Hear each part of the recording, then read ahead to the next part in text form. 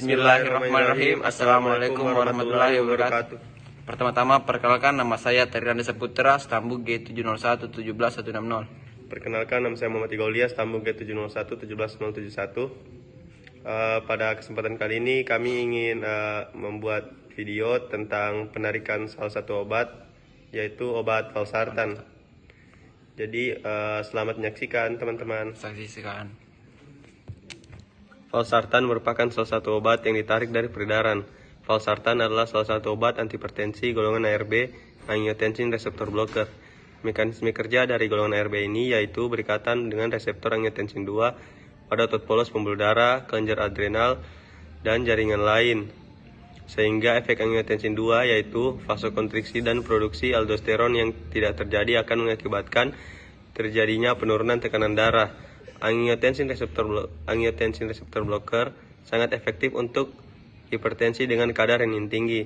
Antihipertensi golongan ini juga lebih diminati daripada golongan ACI seperti captopril karena efek samping dari golongan ACI sendiri yaitu batuk kering.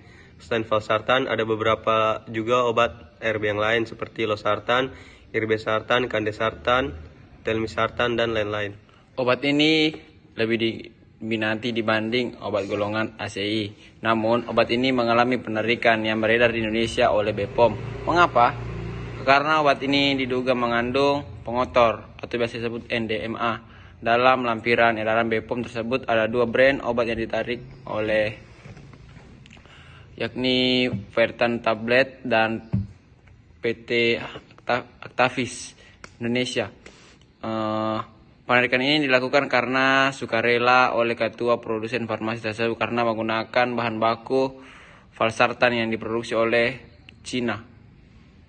Bahan baku valsartan dari Cina itu diduga mengandung pengotor NDMA yang berpotensi menyebabkan kanker dan atau kerusakan hati, hepatotoksik. Hepatotoksik itu biasa bahan-bahan senyawa yang biasa menyebabkan kerusakan di bagian hati. Rumus molekul valsartan yaitu C24H29N5O3.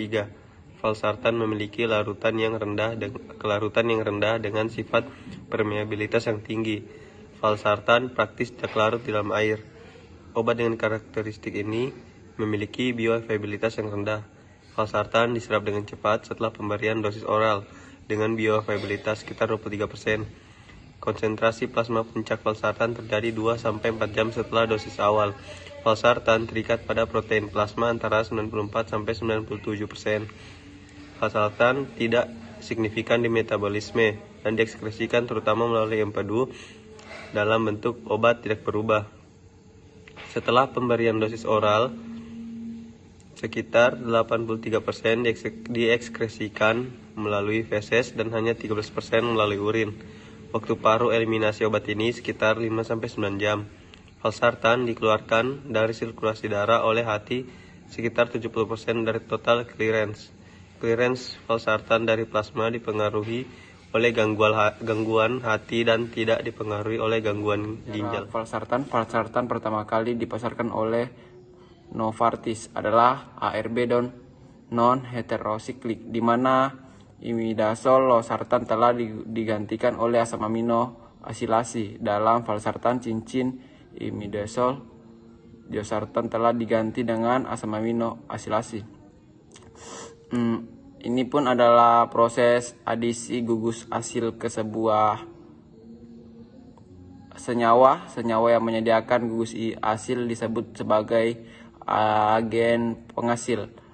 Asil halida sering digunakan sebagai agen penghasil karena ini membentuk elektrofil yang kuat ketika diberikan beberapa logam katalis. Sebagai contoh pada asilasi Friedel Crafts menggunakan asetil klorida atau CH3COCl sebagai agen aluminium klorida sebagai katalis untuk aldisi gugus asetil ke benzen.